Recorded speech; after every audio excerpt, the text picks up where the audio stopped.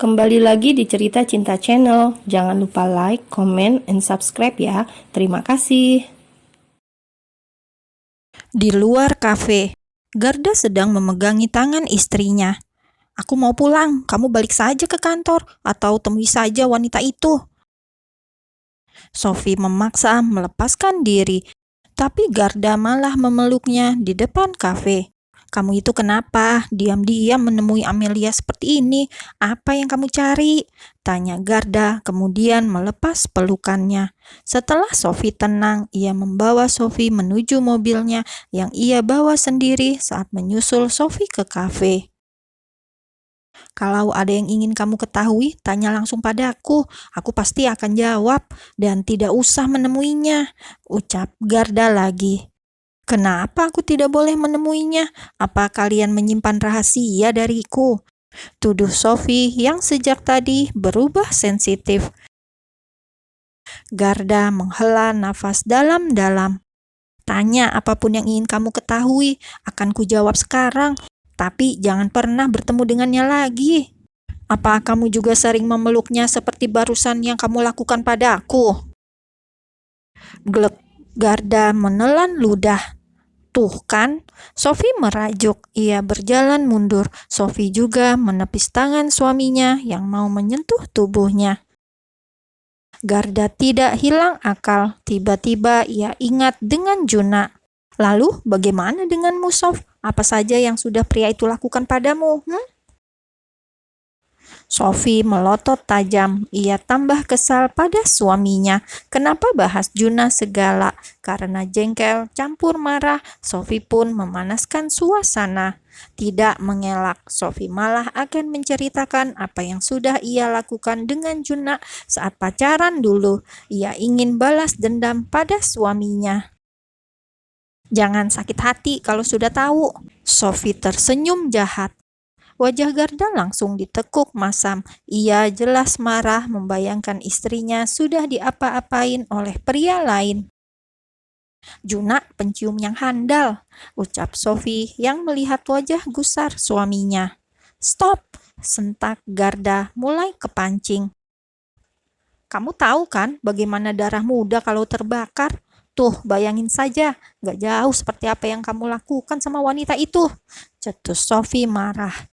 "Apa seperti ini?" Sophie kaget, ia terhenyak. Tubuhnya hampir tumbang akibat aksi Garda di muka umum tersebut. Gara-gara membuat suaminya cemburu, Sophie saat ini harus menanggung akibat dari perbuatannya itu.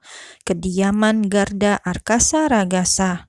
Di sebuah rumah megah dan sepi itu, Sophie sedang menanti detik-detik eksekusi. Pulang dari kafe, Garda mengemudi sendiri mobilnya. Bersama Sophie, ia langsung tancap gas ke rumah. Ternyata aksi ciuman dadakan itu membuat Garda bergelora. Wajah tadi terlihat tegang saat menyetir. Sophie takut suaminya marah karena ia membahas Juna. Padahal Garda sedang mencoba untuk tetap fokus karena di sisinya ada Sophie yang membuatnya hilang kendali. Garda ngebut gaspol. Ia ingin segera tiba di kediamannya. Dan begitu tiba, tanpa babi bu, pria itu langsung membopong tubuh istrinya keluar menuju kamar. "Kamu marah ya aku bahas Juna?" tanya Sophie yang merasa takut. Ia merasa ngeri kalau Garda menghajarnya saat pria itu diliputi rasa marah. Mungkin Sophie juga trauma saat pertama mereka menyatu. Di sana Garda memaksakan kehendaknya dengan kasar dan Sophie tidak menyukai hal itu. Ia lebih suka Garda akhir-akhir ini yang memperlakukan dirinya dengan penuh kelembutan, memanjakan dia, dan tidak marah meskipun dia berulah. Tapi sekarang Sophie malah bergidik ngeri saat menatap sorot mata suaminya. "Buk!" Sophie memalingkan muka. Garda sudah melempar jas yang semula melekat pada tubuh kekar pria tersebut. "Mati aku," Selamatkan aku, siapa saja. Sophie terus saja bergumam dalam hati, meminta diselamatkan. Kamu yang paling hebat kok, bukan yang lain. Apalagi dia sangat payah, ucap Sophie. Ia tidak mau menyebut nama Juna, takut singanya bakal mengeluarkan taring. Garda semakin mendekat dan Sophie yang sudah terlentang mencoba beringsut. Swear, jangan begini, kamu membuatku takut. Sophie mendesis campur takut. Sementara itu, Garda tidak peduli. Ia bersikap siaga, menyeringai siap memakan Sophie hidup-hidup. Aduh, perutku sakit. Sophie mencari-cari alasan. Bukannya panik, Garda malah menyibak pakaian Sophie hingga perutnya terbuka sempurna. Ia menurunkan wajahnya, kemudian ia kecup perut itu dengan lembut. Hembusan nafas Garda yang hangat membuat Sophie langsung menggeliat. Aduh, Sophie langsung tidak bisa fokus. Bila ia tadi sempat takut, kini ia malah mencengkeram punggung suaminya. Masih sakit? Tanya Garda dengan sengaja menggoda. Wanita itu menggeleng pelan. Jangan bohong, hukumannya double. Tiba-tiba bibir Sophie mengembang melihat mata Garda yang teduh menatapnya. Rasa takut yang sempat mampir dalam hati mendadak hilang. Ia tahu Garda tidak mungkin menyakiti dirinya seperti dulu. Kucingnya juga sudah jinak. Gak balik ke kantor? Tanya Sophie basa-basi sembari tangannya memainkan rambut Garda. Ia juga mengusap rahang yang tegas itu, kelihatan gagah dan garang. Pria itu masih ada di atasnya, dengan lengan sebagai tumpuan. Sophie sih santai karena berada dalam kungkungan Garda saat ini tidak semenyeramkan seperti dulu. Kalau setiap kali membuat Garda marah dan hukumannya seperti ini, Sophie sih tidak takut, malah nagih. Cup, Sophie memulainya dengan sebuah kecupan pembuka, membuat Garda sedikit kaget. Tumben Sophie memulai duluan, tepat di bibir pula. Biasanya juga selalu Garda yang punya inisiatif pertama kali. Dan sebagai seorang laki-laki normal, Garda menyukai hal ini. Kalau wanita minta duluan, berasa lebih berbeda. Makin berdesirlah hati pria tersebut, tidak mau tergesa-gesa karena Sophie lagi hamil. Garda pun membuai dengan pelan. Siang-siang mandi keringat, bukan karena kerja berat, mereka hanya sedang olahraga tambahan. Jam sudah menunjukkan pukul 5 sore, Garda dan Sophie kedatangan tamu. Bagaimana kabarmu, Sof? Tanya Mama yang sore itu bertamu di rumah putranya. Baik, Ma. Suasana keduanya terlihat kaku dan sesaat kemudian Garda keluar dari kamar lalu menghampiri keduanya. Baru Garda mau telepon, Garda basa-basi. Mama tadi ke perusahaan, katanya kamu pulang lebih awal. Dan kapan kamu menemukan Sophie?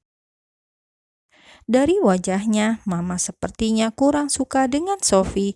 Ini karena kemarin Sophie pakai acara kabur segala. Mama yang dulu kelihatan ramah dari luar, kini malah terlihat kurang respek. Oh itu, maaf Garda gak ngabarin Mama. Sophie semakin canggung dan tidak enak. Ia merasa mertuanya marah padanya. Mama dengar kamu hamil, Sof? Tanya Mama tanpa basa-basi. Iya, Mah. Mama kemudian beranjak, kemudian mendekati bangku Sophie yang agak jauh darinya. Kamu yakin ini anakmu, Garda? Jelek. Sophie langsung menundukkan wajahnya. Ia tahu orang-orang pasti curiga karena semasa ia hamil itu adalah masa-masa ia kabur dari rumah. Pasti orang-orang akan memikirkan hal yang tidak baik padanya.